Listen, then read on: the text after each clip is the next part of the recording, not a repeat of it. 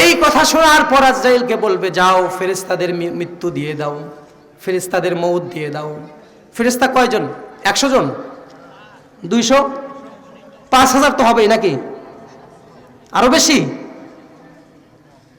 আল্লাহু আকবার, আল্লাহু আকবার। বাইতুল মামুর, যারা হজ করতে গেছেন, বাইতুল মামুর আমাদের কাবা শরীফের ঠিক উপরে, কাবা শরীফ যেখানে, এর ঠিক সোজা সোজা আকাশে একটা মসজিদ আছে। সেই মসজিদের নাম কি? জোরে বলেন। বাইতুল মামুর। এই বাইতুল মামুরে ফেরেশতাগুলো এরকম হাজী সাহেবরা যেরকম তাওয়াফ করে না, এরকম তাওয়াফ করছে। করতে তাদের ফেরেশতাদের কত সংখ্যা, এটা বোঝানোর জন্য আমি এই হাদিসটা বলছি। তাওয়াফ করতেছে, একটা তাওয়াফ করে যাচ্ছে, পরে আরেকজন করছে।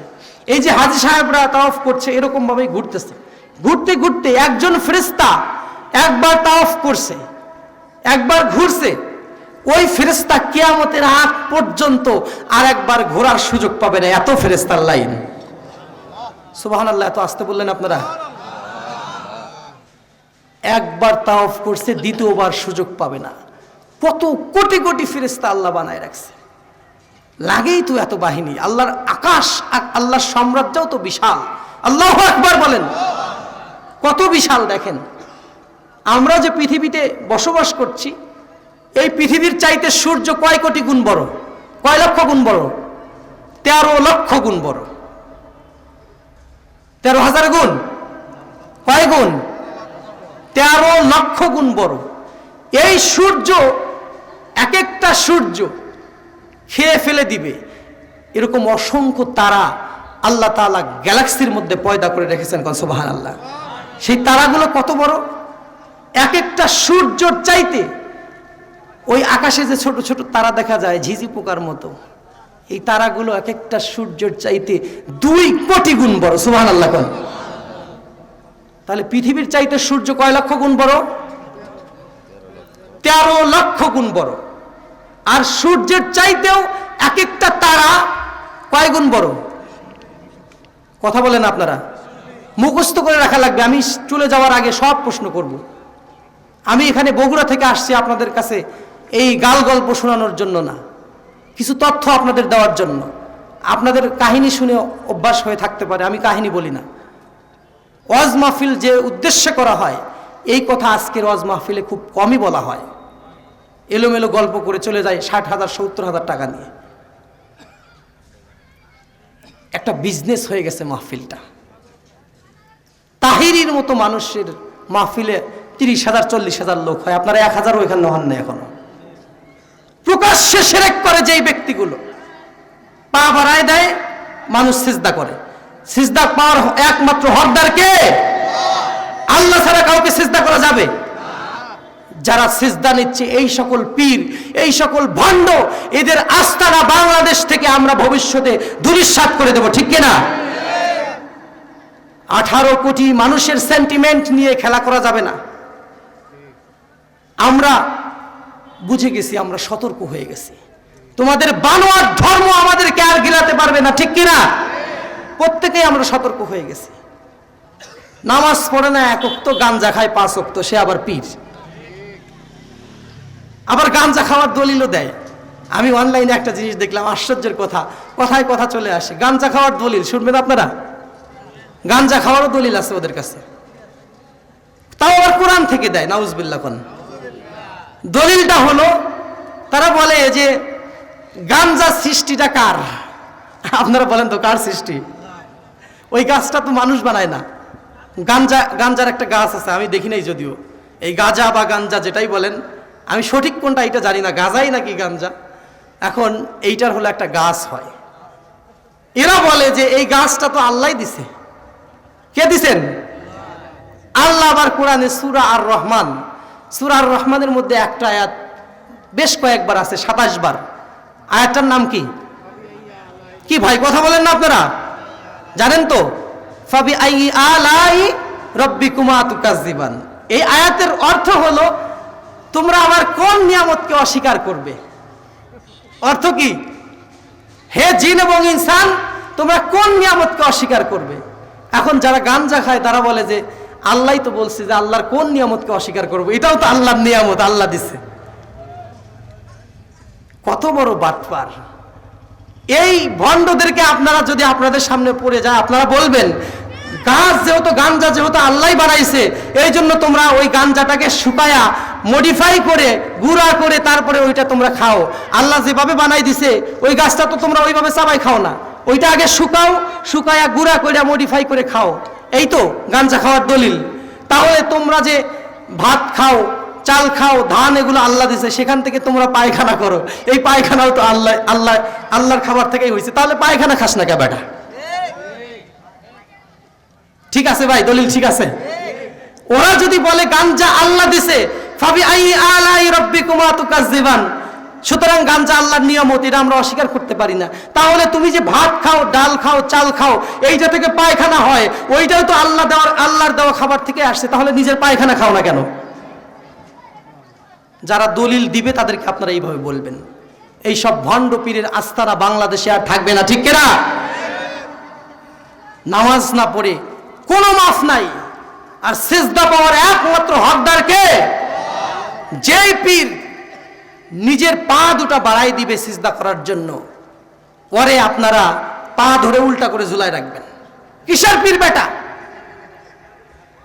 সুতরাং হক্কানি আলেমদের আপনারা ভালোবাসবেন, খেদমত করবেন, শুধুমাত্র এই সকল জিনিস থেকে আপনারা সাবধান হয়ে যাবেন ইনশাআল্লাহ বলি সবাই।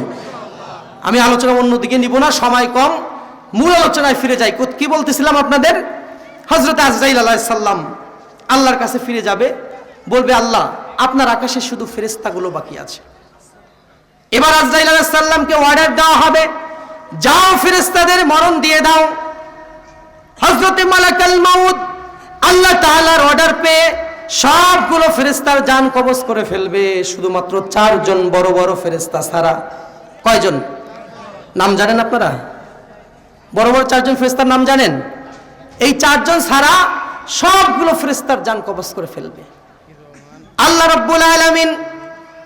এবার আজরাইলকে বলবে মান বাকিয়া ইয়া মালাকুল মাউত, আর কে বেঁচে আছে?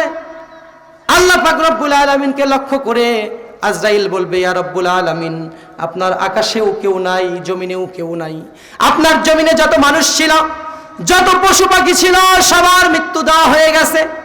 সব মানুষ শেষ, জিন শেষ, পশু পাখি শেষ, আর কোনো কিছু জমিনের উপরে অস্তিত্ব নাই। শুধুমাত্র আকাশের মধ্যে যে ফেরেশতাগুলো ছিল তাদের সবাইকে মৃত্যু দেওয়া হয়ে গেছে, শুধুমাত্র 4 জন ফেরেশতা ছাড়া। একটা হলো আমি আজরাইল, আর দ্বিতীয় হলো মিকাইল, তৃতীয় হলো ইসরাফিল, আর চতুর্থ হলো জিব্রাইল। কয়জন হলো? এই 4 জন হলো ফেরেশতাদের সর্দার। এই 4 জন বাদে সব শেষ। আল্লাহ যখন বলবে মান বাকিয়া ইয়া মালাকুল মাউত, আর কে বেঁচে আছে? আজরাইল আলাইহিস সালাম বলবে সব শেষ, শুধুমাত্র এই 4 জন আছে। এখন এই 4 জনের মধ্যে আল্লাহ পাক রব্বুল আলামিন আবার অর্ডার দিবেন, ইযহাব ইলা জিব্রাইল, ইযহাব ইলা ইসরাফিল, ইযহাব ইলা মিকাইল আকবাত রুহুমা।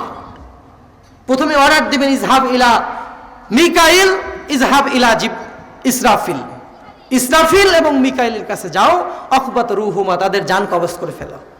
আল্লাহর অর্ডার পাওয়ার সাথে সাথে আজরাইল যাবে, ইসরাফিল আলাইহিস সালাম, মিকাইল আলাইহিস সালাম, এই বড় বড় 2 জন ফেরেশতাদের সর্দার, তাদেরকে তাদের রূহ কবজ করে ফেলবে।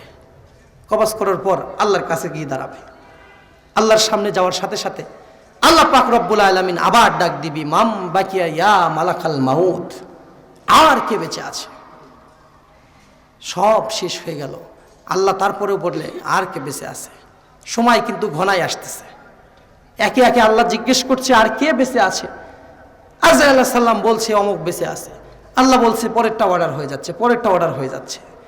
সর্বশেষ আল্লাহ তাআলা যখন বলবে মাম বাকিয়া ইয়া মালাকাল মাউত, তখন আজরাইল বলবে আল্লাহ রাব্বুল আলামিন, আপনার আকাশেও কেউ নাই, জমিনেও কেউ নাই, আমি আর আপনি ছাড়া একজন তৃতীয় ব্যক্তি জীবিত আছে, তার নাম হলো জিব্রাইল আলাইহিস সালাম। আপনার সবচাইতে কাছের ফেরেশতা, আপনার সবচাইতে প্রিয় ফেরেশতা, আপনার সবচাইতে নিকটতম ফেরেশতা। এই জিব্রাইল ছাড়া আর আমি আর আপনি ছাড়া আকাশেও কেউ নাই, জমিনেও কেউ নাই। আমার ভাইয়েরা লক্ষ্য করে শুনবেন, আল্লাহ পাক রব্বুল আলামিন বলবে ইযহাব ইলা জিব্রাইল আকবাত রুহা, যাও জিব্রাইলের কাছে চলে যাও, তার জান কবজ করে ফেলো। আজরাইল আলাইহিস সালাম একটু নড়ে চড়ে বসবেন। শাদীদুল কুওয়া, যার ব্যাপারে আল্লাহ বলেছেন প্রচন্ড শক্তিশালী ফেরেশতা, এই জিব্রাইলকে জান কবজ করার জন্য, জিব্রাইলের জান কবজ করার জন্য আজরাইলকে অর্ডার দেওয়া হবে। জিব্রাইল আলাইহিস সালামের সাইজ কত বড় এইটা আপনাদেরকে আমি যদি বর্ণনা দিই, একটা উদাহরণ শুধু দিব। উদাহরণটা হলো তার 600 ডানা আছে। কয় শত ডানা? জোরে বলবেন, কয় শত? 600 ডানা আছে জিব্রাইল আলাইহিস সালামের। এই 600 ডানা কিয়ামত পর্যন্ত একবারও পুরো মিলে দেওয়া লাগবে না। তার ডানা খোলার আগেই আকাশ থেকে জমিনে, সিদরাতুল মুনতাহা থেকে, ওই আকাশ থেকে আসমান থেকে ডানাটা শুধু মিলে দেয়। দেওয়ার সাথে সাথে মুহূর্তেই, চোখের পলক পড়ার আগেই জিব্রাইল আলাইহিস সালাম আকাশ থেকে জমিনে আসে। সুবহানাল্লাহ কোন। এর কয়েকটা দৃষ্টান্ত আপনাদেরকে দেই। ইসমাইল আলাইহিস সালামকে যখন জবাই করে, ইব্রাহিম আলাইহিস সালাম জবাই করার জন্য যখন কাছে যায়, ছুরি নিয়েছে। একটু খেয়াল করবেন ভাইরা, শুনতেছেন আপনারা? ছুরি রেডি, ইসমাইল আলাইহিস সালামও রেডি, গলার উপরে ছুরি ধরছেন। এখন ইসমাইল আলাইহিস সালামকে শুধু ফ্যাঁস দিবেন। আপনারা এটা কি বলেন? জবাই দিবে, শুধু চালাবে ছুরিটা, সব রেডি। ইসমাইল আলাইহিস সালামকে কোনো কোনো বর্ণনায় পাওয়া যায় চোখ বেঁধেছিল, কোনো কোনো বর্ণনায় চোখ খোলা ছিল। আমরা ওই দিকে যাব না, সব রেডি, শুধুমাত্র গলায় ছুরি চালাবে। ওই সময় আল্লাহ তাআলা বলতেছে জিব্রাইলকে, জিব্রাইল যাও আমার বন্ধু ইসমাইলকে বাঁচাও। সুবহানাল্লাহ। তাহলে জিব্রাইল আলাইহিস সালাম বলতেছে, আল্লাহ আমি কোথায় আর আপনার বন্ধু ইসমাইল কোথায়? আমি তো এখনো আপনার কাছেই আছি। ইসমাইল আলাইহিস সালামকে তো ছুরি ধরছে, দিবে তো। ইব্রাহিম আলাইহিস সালাম আপনার নবী, তার তো প্রচন্ড শক্তি, দেওয়ার সাথে সাথে তো একদম পার হয়ে যাবে। আমি কিভাবে ধরবো? কথা কস না, দে দৌড়, এক দৌড়। তারপরে আবার কিছু কথা বলে দিলেন। জান্নাত থেকে একটা এরকম, আপনারা এটা বলেন খাইটে না কি বলেন, এটা কাঠের টুকরা বা লোহার টুকরা যাই বলেন, শক্ত কিছু নিয়ে যেতে। ওইটা ইসমাইল আলাইহিস সালাম তার গলার উপরে ধরা লাগবে, কেননা নবীদের স্বপ্ন মিথ্যা হয় না। ইব্রাহিম আলাইহিস সালাম স্বপ্নে দেখেছেন যে তিনি ফ্যাসাইছিলেন, তার স্বপ্নটাও সত্যি হোক, তাকে তুমি ফ্যাসাতে দাও, কিন্তু আবার আমার বন্ধু ইসমাইলের গলাও কাটা যাবে না। তাহলে জান্নাত থেকে এই জিনিসটা নিয়ে তুমি গলার মধ্যে গিয়ে ধরবে। এবার জিব্রাইল আলাইহিস সালাম বলতেছে, আল্লাহ ছুরিও রেডি, যাকে জবাই দিবে সেও রেডি, যে জবাই দিবে সেও রেডি, আমি এখন কিভাবে গিয়ে ধরবো? আল্লাহ যখন বললেন যা, সাথে সাথে এই জিব্রাইল আলাইহিস সালাম ছুরি চালাইছে। এই মুহূর্তে থেকে এই কতটুকু সময় লাগে, এই সময়ের মধ্যে আকাশ থেকে জমিনে এসে ইসমাইল আলাইহিস সালামের গলার উপরে ওইটা দিয়ে ইসমাইল আলাইহিস সালামকে বাঁচাই নিছেন। কয় সেকেন্ড লাগছে? 1 সেকেন্ডও লাগে নাই, আকাশ থেকে জমিনে আসছে। এত কাজ যে জিব্রাইল আলাইহিস সালাম করলেন, এতে তার 600 পাখা একবারে খুলে দেওয়া লাগে নাই। 600 পাখা দিয়ে জমিনে আসা লাগে নাই, শুধু পাখাটা মেলার আগেই চলে আসছে জমিনে। আরো একটা এরকম দৃষ্টান্ত আছে, হযরতে ইউসুফ আলাইহিস সালাম, আপনারা জানেন তার ভাইরা তাকে কূপে ফেলে দিয়েছিল। আমি এই ঘটনাগুলো বলবো না বিস্তারিত। জিব্রাইল আলাইহিস সালামের শক্তি কতটুকু এইটা বলার জন্য আপনাদের দুইটা দৃষ্টান্ত দিলাম। তার ভাইরা ছেড়ে দিছে, কূপের মধ্যে নিয়ে সব ভাইগুলো মিলে এরকম ইউসুফ আলাইহিস সালামকে ধরে ছেড়ে দিছে। এখন নিচে পড়তে কতটুকু সময় লাগবে? একটা কূপে ছেড়ে দিছে অলরেডি। যখন ছেড়ে দিলেন জিব্রাইল আলাইহিস সালামকে, আল্লাহ বললেন ধর আমার বন্ধুকে, ধর ধর, আল্লাহর অর্ডার। জিব্রাইল আলাইহিস সালাম বলতেছে আমি কোথায় আর আপনার বন্ধু কোথায়? ওরা তো ছেড়ে দিছে, ভাই দে, ঝাপ। আল্লাহর কুদরত, পাখা মেলার আগেই ওই যে তার ভাইয়েরা ছেড়ে দিছে, এরকম এই যে ছেড়ে দিছে, পড়তে যতক্ষণ নিচে জিব্রাইল আলাইহিস সালাম এসে তার ডানা মিলাই দিছে, ইউসুফ আলাইহিস সালাম এসে ডানার উপরে পড়ছে। আরো জোরে কোন। এত অল্প সময় যেই ব্যক্তি, যেই ব্যক্তিত্ব, যেই সৃষ্টি, আল্লাহর যে বিশেষ সৃষ্টি জমিনে আসতে পারে, কত শক্তি তার ব্যাপারে আল্লাহ পাক নিজেই বলেছেন শাদীদুল কুওয়াহ, মানে হলো প্রচন্ড শক্তির অধিকারী। এই প্রচন্ড শক্তি তাকে দিয়েছেন কে? আল্লাহ দিয়েছেন। এখন মূল কথা হলো তাকে, তার জান কবজ করার জন্য আজরাইলকে পাঠানো হবে। যাও ইজহাব ইলা জিব্রাইল আকুবাত রুহা, যাও জিব্রাইলের কাছে চলে যাও, তার জান কবজ করে ফেলো। আল্লাহ রাব্বুল আলামিন অর্ডার দেওয়ার সাথে সাথে হযরতে মালাকুল মাউত জিবরাইল আলাইহিস সালামের কাছে চলে যাবেন, গিয়ে জিবরাইল আলাইহিস সালামের জান কবজ করে ফেলবেন। তাহলে আকাশেও কেউ নাই, জমিনেও কেউ নাই, আল্লাহ তাআলার কাছে আবার জড়সড় হয়ে আজরাইল দাঁড়ায় যাবে। আল্লাহ রাব্বুল আলামিন আবার ডাক দিবে, মান বাকিয়া ইয়া মালাকুল মাউত, আর কে বেঁচে আছে, আর কে বেঁচে আছে। এই কথা বলার সাথে সাথে আজরাইলের কাঁপুনি শুরু হয়ে যাবে। একে একে আল্লাহ বলতেছে, মান বাকিয়া ইয়া মালাকুল মাউত, আমি তথ্য দিচ্ছি, তাকেই বলতেছে আল্লাহ যাও শেষ করে দাও। এখন তো আকাশেও কেউ নাই, জমিনেও কেউ নাই, আমি ছাড়া, আল্লাহ ছাড়া আকাশে জমিনে আর কেউ নাই। তাহলে ভেজাল আছে না নাই? ভেজাল আছে না নাই? আজরাইল আলাইহিস সালামের কাঁপুনি শুরু হয়ে গেছে। আল্লাহ যেহেতু প্রশ্ন করছে, বলতে তো হবেই। বলছে, আল্লাহ রাব্বুল আলামিন আপনার আকাশেও কেউ নাই, জমিনেও কেউ নাই, আপনি অর্ডার দেওয়ার সাথে সাথে আমি জমিনের সমস্ত মানুষ, জিন, পশু পাখি যারা আছে সবাইকে শেষ করে দিয়েছি। আপনার বিশাল ফেরেশতা বহর ছিল, তাদেরকেও শেষ করে দিয়েছে। এবং এই ফেরেশতাদের সর্দার ছিল 4 জন, 3 জনকে শেষ করে দিয়েছে। আমি একা শুধু জীবিত আছি, আমি ছাড়া আর আপনি ছাড়া আকাশ জমিনে আর কেউ নাই। আল্লাহ রাব্বুল আলামিন বলবেন, মুত ইয়া মালাকুল মাউত, এবার তুই মার। আল্লাহু আকবার। সব শেষ। আল্লাহ রাব্বুল আলামিন যখন অর্ডার দিবে, মুত ইয়া মালাকুল মাউত, এবার তুই মার, এই অর্ডার পাওয়ার সাথে সাথে আজরাইল আলাইহিস সালামের কাঁপুনি শুরু হয়ে যাবে। সবাইকে যে মারছে নিজে জানে না যে আমার মৃত্যু কেমনে হবে। আল্লাহ তাআলা বলছেন, কুল্লু নাফসিন যায়িকাতুল মাউত, প্রত্যেকটা প্রাণীর মৃত্যুর স্বাদ আস্বাদন করতে হবে। এই আয়াতটা আজরাইল আলাইহিস সালাম জানেন, কিন্তু মাথায় নাই। জানেন এটা যে সবাইরে মরা লাগবে, কিন্তু মাথায় নাই। সে তো দায়িত্ব নিয়ে ছোটাছুটি করছে কিয়ামত পর্যন্ত। কার তখন অর্ডার হয়ে গেছে, 1 সেকেন্ড দেরি করে নাই। কত কাকুতি মিনতি আত্মীয় স্বজনের। আজরাইল থরথর করে কাঁপতে থাকবে। কাঁপতে কাঁপতে আল্লাহ রাব্বুল আলামিনের কাছে ফরিয়াদ করবেন, ইয়া রাব, আমি যদি দুনিয়ার শুরু থেকে, পৃথিবীর শুরু থেকে যদি জানতাম যে আমাকেও মরা লাগবে, আপনার কাছ থেকে অন্য দায়িত্ব আমি চেয়ে নিতাম। এই দায়িত্ব আমি আপনার কাছ থেকে মাপ চাইতাম। আমি জানতাম যে আমার সবার জান কবজ করা লাগবে, কিন্তু আমারও যে মরতে হবে এইটা আমার জানা ছিল না। আল্লাহ বলবে, কোনো কথা নাই, মুত ইয়া মালাকুল মাউত, এবার তুই মর। আজরাইল আলাইহিস সালাম এই কথা শোনার সাথে সাথে কাঁপতে কাঁপতে তার মৃত্যুর জন্য সে প্রস্তুত হয়ে যাবে। এখন আপনারা বলেন, আজরাইলের জান কবজ করবে কে? কথা বললেন না। আজরাইলের জান কবজ করবে কে? কেউ কেউ বলছেন নিজেই, কেউ কেউ বলছেন আল্লাহ। আসলে আজরাইলের জান কবজ করবে কে? একটু পরিষ্কার হচ্ছেন আপনারা? পরিষ্কার বলতে পারতেছেন না? আজরাইল নিজেই করবে। যারা বলেছেন এটা তারাই ঠিক বলেছেন, নিজেই করবে। কিন্তু কিভাবে করবে? জান্নাত এবং জাহান্নামের মাঝখানে আরাফ নামে একটা জায়গা আছে। কি নাম? জোরে বলেন। আরাফ নামে কোরআনে সূরা আছে না নাই? আরাফ মানে হলো উঁচু স্থান। এই জান্নাত এবং জাহান্নামের মাঝখানে আরাফ নামের জায়গাটিতে আজরাইল আলাইহিস সালাম দাঁড়ায় যাবেন।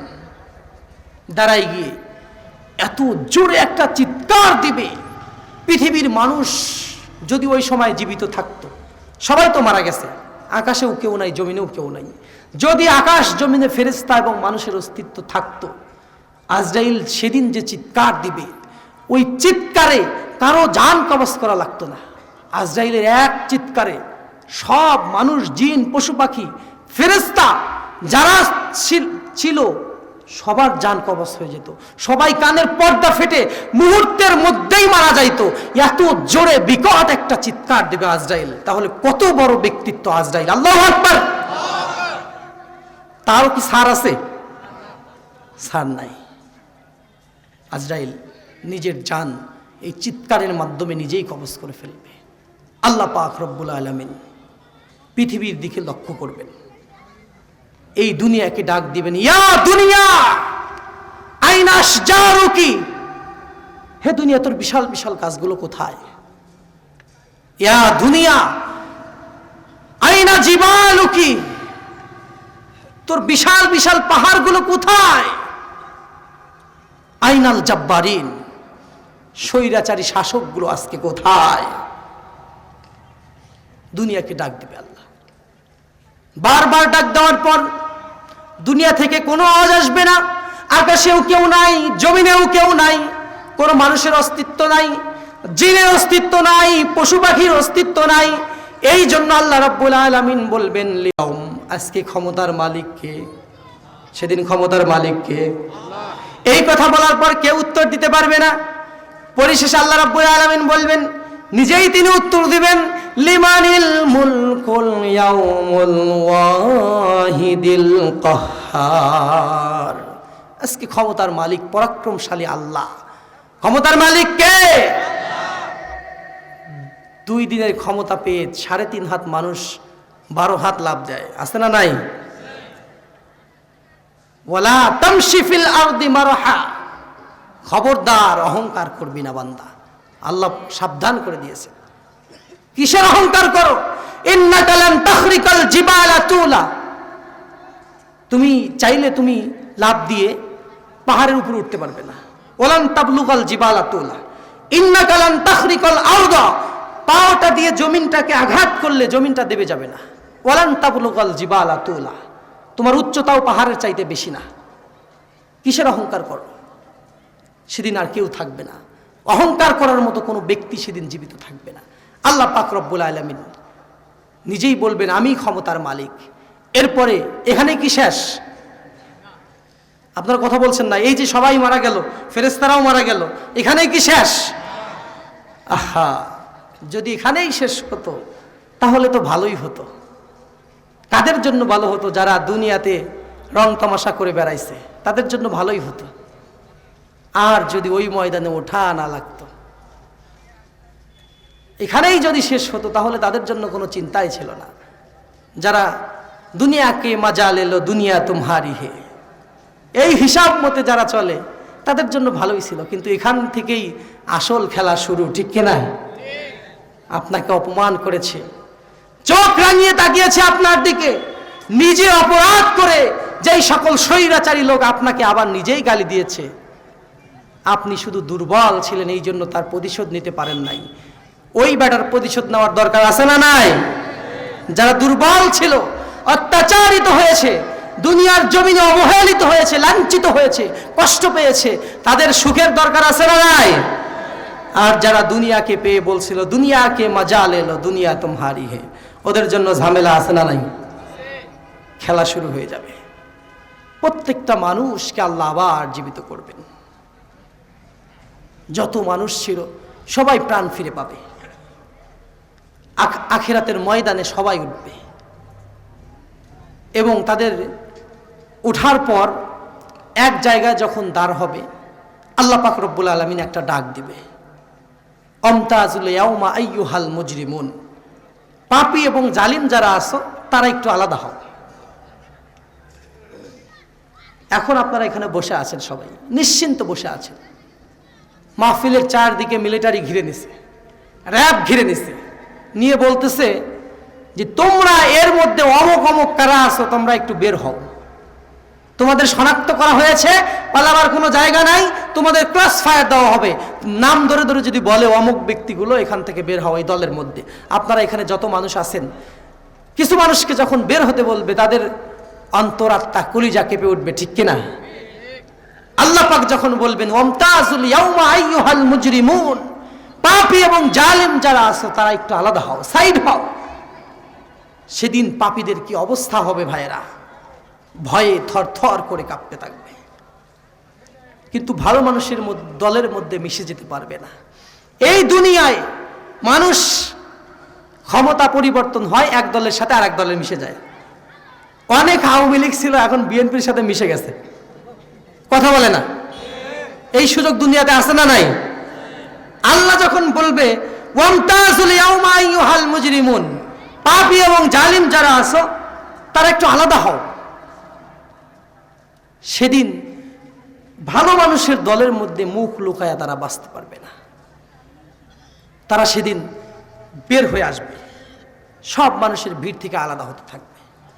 আর যদি আলাদা না হয় তাদের দেখেই চিনতে পারবে, বুজুহু ইয়াউমাইজিন নাইমা, কিছু মানুষের চেহারা সেদিন সুন্দর হবে, আর বুজুহু ইয়াউমাইজিন আলাইহা গবারা তারহাকুহা কতারা, কিছু মানুষের চেহারা কালো হবে, নিকৃষ্ট হয়ে যাবে, তাদের দেখেই চিনতে পারবে যে তারা পাপী। ওই মানুষগুলোকে আল্লাহ রাব্বুল আলামিন আলাদা হতে বলে, আলাদা হওয়ার পরে যার যার কর্মফল সে বুঝে পাবে। আমি আপনাদের সবার বিবেকের দরজায় করা নাড়ছি, একটা কথা চিন্তা করেন ভাই, ওই ময়দানে একটু লক্ষ্য করে আমার এই কথাটা শোনেন, ওই ময়দানে আপনি উঠে গেছেন, আপনার হাতে কোনো নেকি নাই, আপনি সাগরদিঘি বাজারে গিয়েছেন বাজার করতে, বড় একটা ব্যাগ নিয়েছেন হাতে, পকেটে আপনার টাকা নাই, কি অবস্থা হবে? আপনি মাছ কিনবেন, মাংস কিনবেন, আপনার বাসায় স্ত্রী সন্তান খাবারের জন্য চেয়ে আছে, কিন্তু বাজারে গেছেন, আপনার পকেটে টাকা নাই, মাছ মাংসের দিকে তাকায় দেখতেছেন, কিনতে পারতেছেন না, আপনার মনে কতটা দুঃখ হবে? ওই দিন কিয়ামতের ময়দানে ওখানে তো টাকা চলে না। টাকা চলে ভাই? ডলার চলে নাকি? রুপি চলে?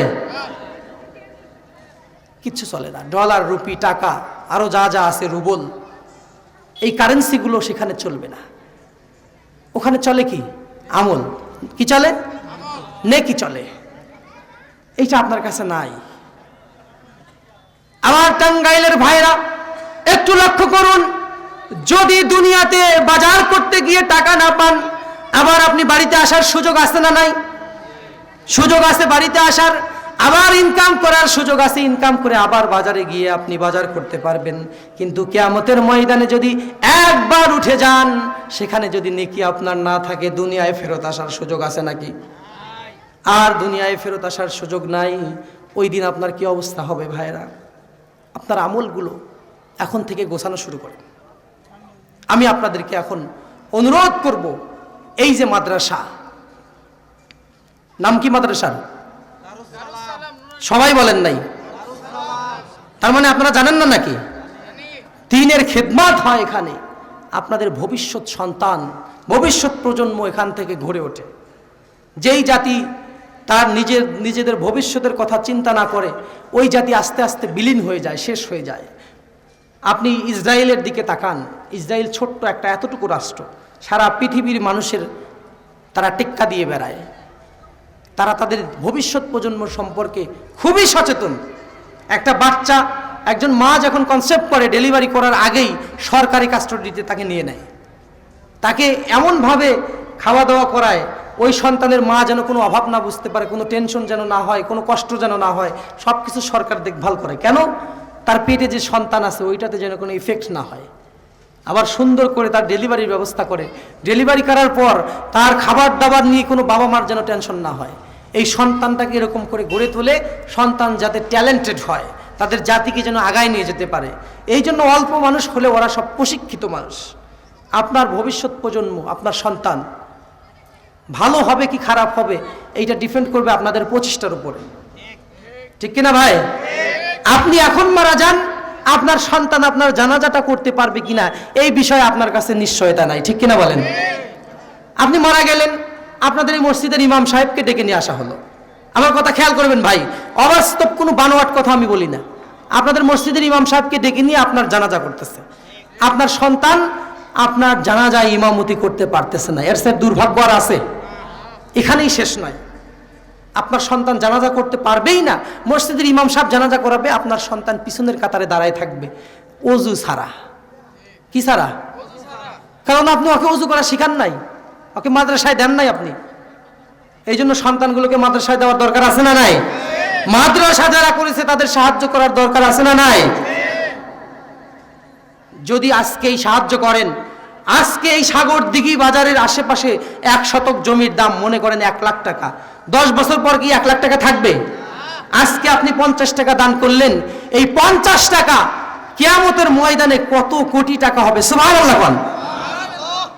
আমি আপনাদের কাছ থেকে অল্প সময় নেব, আলোচনা শেষ করার আগে আমি আপনাদেরকে অনুরোধ করব, এই মাদ্রাসার জন্য 5,000 টাকা 20 জন ভাই আমাকে দিবেন।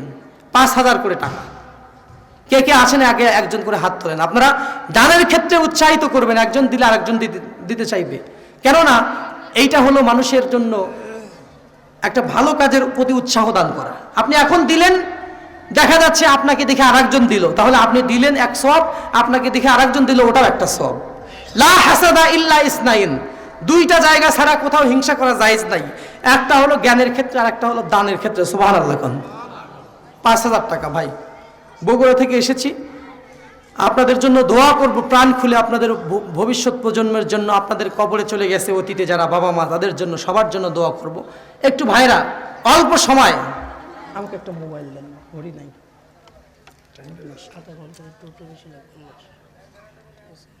আচ্ছা,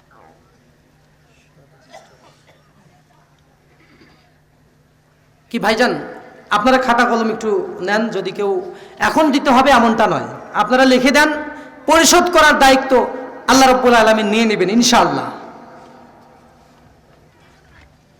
আসেন না কেউ ভাই? 5,000 টাকা। একজন ভাই হাত তোলেন আগে, ইনশাআল্লাহ তুলবে একজন ভাই। এলাকার মধ্যে অনেক ধনী ব্যক্তি আছে, টাঙ্গাইলের মানুষ তো ধনী ভাই। আপনারা বগুড়ার কাছে আপনাদের টাঙ্গাইলকে অপমান করবেন না। আমি কিন্তু এই ধারণা মনে মনে নিয়ে থাকবো যে আপনাদের এখানে ধনী মানুষ নাই। 5,000 টাকা কি খুব বেশি বলছি ভাই? আপনার ভবিষ্যৎ প্রজন্ম এখানে পড়ালেখা করবে, আমাদের জন্য দোয়া করবেন, এইটার জন্য আমরা অপেক্ষা করব। আলোচনা মূলত আপনাদেরকে যত কষ্ট দেওয়ার আমিই দেব, তিনি বেশিক্ষণ আলোচনা করবেন না, শুধু দোয়া করবেন। আপনারা একটু মেহেরবানি করে আমাকে অল্প সময়ের মধ্যে আমার কাজটা একটু শেষ করতে দেন। আমি আপনাদের সাথে আরও কিছু কথা শেয়ার করতে চাই। আপনাদের এলাকায় আসি নাই ভাইরা, আল্লাহর কসম করে বলছি, আমি যা বলছি আপনাদেরকে কি বলেছিলাম মনে আছে আপনাদের? সাইড হও, আলাদা হও। কি বলবে? আলাদা হও। ময়দানে ওঠার পরে আল্লাহ বলবেন আলাদা হও। অমতাজুল ইয়াউমা আইয়ুহাল মুজরিমুন, পাপী যারা আছো, জালিম যারা আছো, তারা একটু আলাদা হও। দল হবে দুইটা। কয়টা? জোরে বলেন, কয়টা? দুনিয়াতে দল কয়টা? গুণা শেষ নাই, 142টা, ঠিক কিনা? আওয়ামী লীগ, বিএনপি, জাতীয় পার্টি, জাসদ, বাসদ, খাসদ, জামায়াত ইসলাম, চরমনাই, কত দল। আর সেদিন দল কয়টা হবে? অমতাজুল ইয়াউমা আইয়ুহাল মুজরিমুন, পাপী যারা আছো, জালেম যারা আছো, তারা একটু আলাদা হও। আমার সম্মানিত ভাইরা, দুইটা দলে ভাগ হয়ে যাবে মানুষ। এক সাইডের লোকজন আনন্দে উৎসাহ নিয়ে জান্নাতের দিকে দৌড়াতে থাকবে, তাদের হিসাবগুলো সহজ করে দেওয়া হবে, আল্লাহ পাক রব্বুল আলামিন তাদের উত্তম একটা বাসস্থান দান করবে। আর আরেক সাইডের মানুষ, তাদের জন্য কষ্টের আর কোনো সীমা থাকবে না। এই যে কথা বলেছিলাম, আজরাইল আলাইহিস সালাম মৃত্যুবরণ করেছিলেন যে জায়গার উপর দাঁড়িয়ে, জায়গাটার নাম কি? একটু আগে বললাম আপনাদের, আরাফ। কি নাম? এই আরাফ নামের জায়গা জান্নাত এবং জাহান্নামের মাঝখানে। এই জায়গা থেকে একটা ফেরেশতা ঘোষণা দিবেন, দুই দিকে হয়ে ঘোষণা দিবেন। একদিকে জান্নাত, আর একদিকে কি? ডান সাইডে জান্নাত, বাম সাইডে। আমরা কোন সাইডে যেতে চাই? কোন সাইডে যেতে চাই? ডান সাইডে যেতে হলে ডানপন্থী লোকদের সাথে থাকা লাগবে, ঠিক কিনা? ডানপন্থী জীবন পালন করতে হবে, ঠিক কিনা? সারা জীবন পরিচর্যা করেছেন লাউ গাছ, সেখান থেকে কি আপনারা আপেল বা কমলা লেবু আশা করতে পারেন? যেটার বীজ বপন করেছেন ওইটাই পাবেন। সারা জীবন বামপন্থী হয়ে থাকলে মৃত্যুর পরে আপনি চাইলেও ডানপন্থীদের মধ্যে ঢুকে যেতে পারবেন না। আল্লাহ যেন আমাদের সবাইকে ডানপন্থী হিসাবে কবুল করে, আমরা পড়ি আমিন। এই যে দুইটা জায়গা, জান্নাত এবং জাহান্নাম, যারা জাহান্নামে থাকবে, আল্লাহ রাব্বুল আলামিনকে জাহান্নামীরা ডাক দিবে, ও আল্লাহ, আজকে তুমি আমাদের মৃত্যু দিয়ে দাও। ইয়াউমা লা তাদউ সুবুরান ওয়াহিদান ওয়ালা ওয়াদউ সুবুরান কাসীরা। আল্লাহ বলবেন, একবার মৃত্যু চেও না, একবার কেন, 1000 বার যদি মৃত্যু কামনা করো, 100বার যদি মৃত্যু কামনা করো, আজকে আর মৃত্যু তোমাদের সামনে আসবে না। জাহান্নামীরা মৃত্যু চাইবে। দুনিয়াতে কি মানুষ মরতে চায় ভাই? মনে হয় আরো কয়েকদিন থাকলে ভালো হতো। জাহান্নামে যাওয়ার সাথে সাথে কষ্ট সহ্য করতে না পেরে আল্লাহকে বলবে, আল্লাহ মরণ দাও। আল্লাহ বলবেন, লা তাদউল ইয়াউম সুবুরা ওয়াহিদা, একবার নয় 1000 বার যদি মৃত্যু কামনা করো, আজকে আর কোনো মৃত্যু হবে না। খালিদিনা ফিহা আবাদা, চিরকাল এই জাহান্নামের মধ্যে তোমাদেরকে জ্বলতে হবে। আমার সাগর দিঘির ভাইরা, কয়দিন সহ্য করা যায়? 2 বছর, 5 বছর, 10 বছর, 20 বছর, 100 বছর, যার শুরু আছে কোনো শেষ নাই। আবার এই জাহান্নামের মধ্যে যাওয়ার সাথে সাথে মানুষের চামড়াগুলোকে মোটা করে দেওয়া হবে। একবার চামড়া ঝলসে পুড়ে ছাই হয়ে নিঃস্ব হয়ে শেষ হয়ে যাবে, আবার নতুন করে মুহূর্তের মধ্যেই চামড়া পরিবর্তন করে দেওয়া হবে। নতুন করে আযাব সহ্য করার জন্য একটা পাপের শাস্তি পেয়েছেন, আবার আরেকটা পাপের জন্য আবার আল্লাহ আপনাকে রেডি করবেন। এই দুনিয়াতে যদি কোনো মানুষ একটা খুন করে, তাহলে তার ফাঁসি কয়বার হয়? কথা বলবেন আমার সাথে। যদি 10টা করে, তার কয়বার হয়? তাহলে 10টা খুন যে করলো আর একটা খুন যে করলো, এই দুইজন কি সমান অপরাধ করছে? সমান করে নাই। কিন্তু শাস্তিটা দুনিয়াতে সর্বোচ্চ মৃত্যুদণ্ড।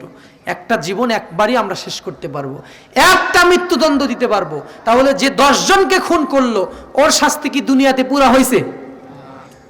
আল্লাহ রাব্বুল আলামিন এই জন্য এমন একটা ব্যবস্থা করেছে, ও 10 বার মৃত্যুদণ্ড ওকে দেওয়া হবে, 10 বার জীবিত করে 10 বারই ওকে মারা হবে।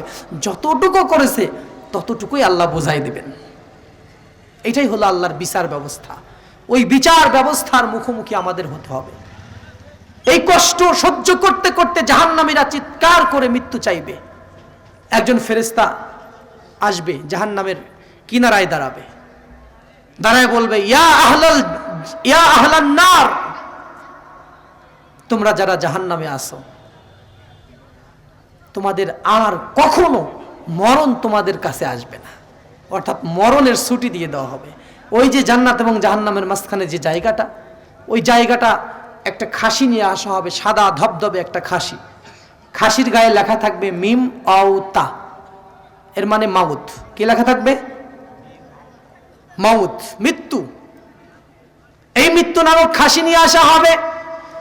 জান্নাতি এবং জাহান্নামী যারা আসে, 2 গ্রুপের মাঝখানে আরাফ নামের এই জায়গাটাতে ওই খাসিটাকে জবাই দেওয়া হবে।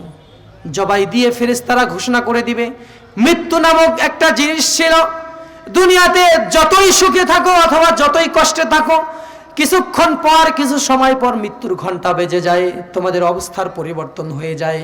যে অবস্থায় থাকো ওই অবস্থা থেকে মৃত্যু হলে অবস্থার পরিবর্তন ঘটে যায়।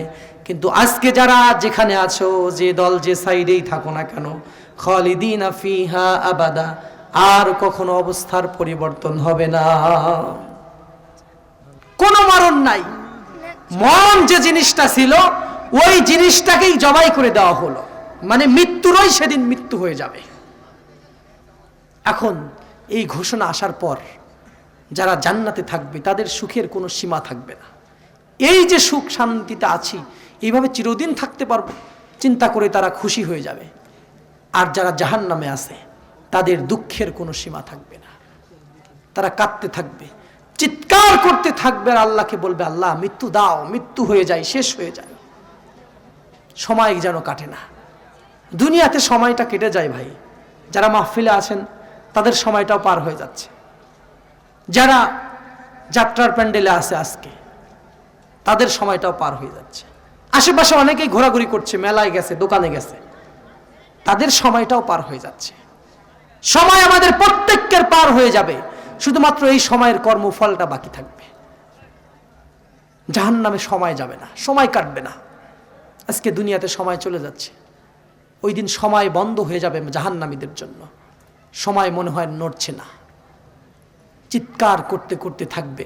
আল্লাহর ফেরেশতারা লানত দিয়ে বলবে, থাক, খালিদিনা ফিহা আবাদা, চিরকাল পর্যন্ত এইভাবে তোদেরকে থাকতে হবে। লানত তোদের প্রতি। জাহান্নাম গোসা করবে, রাগ করবে। আল্লাহ রাব্বুল আলামিন কোরআনুল কারীমের মধ্যে বলেছেন, তাকাদু তামাইয়াযু মিনাল গায়র জাহান্নাম যেন গুসায় ফেটে পড়ছে। কুল্লামা উলকিয়া ফিহা ফাউজুন সালাহুম খাজানাতুহা আলাম ইয়াতিকুম নাযীর। আল্লাহ পাকের জাহান্নাম ডাক দিয়ে বলবে, রাগ করে গুসা করে জাহান্নামীদেরকে ডাক দিবে, আলাম ইয়াতিকুম নাযীর, তোমাদের কাছে কি কোনো সতর্ককারী আসে নাই? এই যে কঠিন জাহান্নামে তোমরা ঢুকে পড়েছো, এই জাহান্নাম সম্পর্কে দুনিয়াতে কি তোমরা শোনো নাই?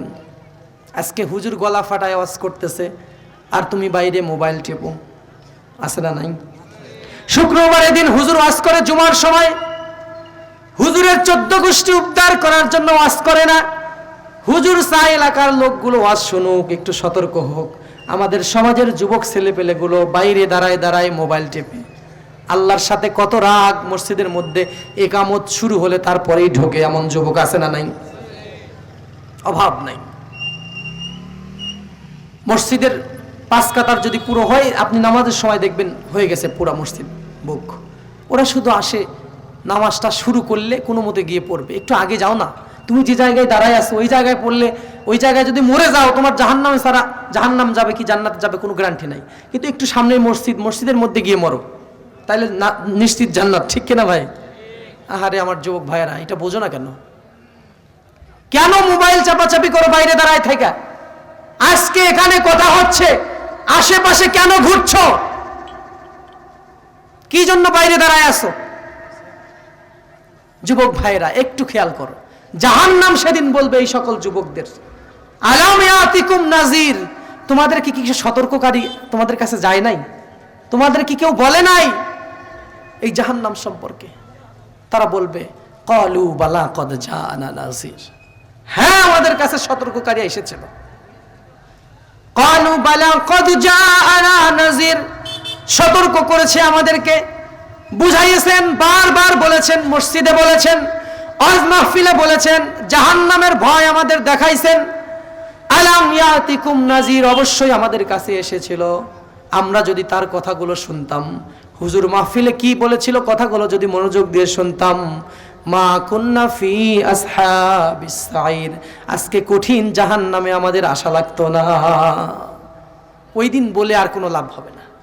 আজকে বাইরে দাঁড়ায় আসো, সেদিন বলতে হবে, লাউ কুন্না নাসমাউ আও নাকিলু, আহারে যদি সেই দিন কথাগুলো শুনতাম।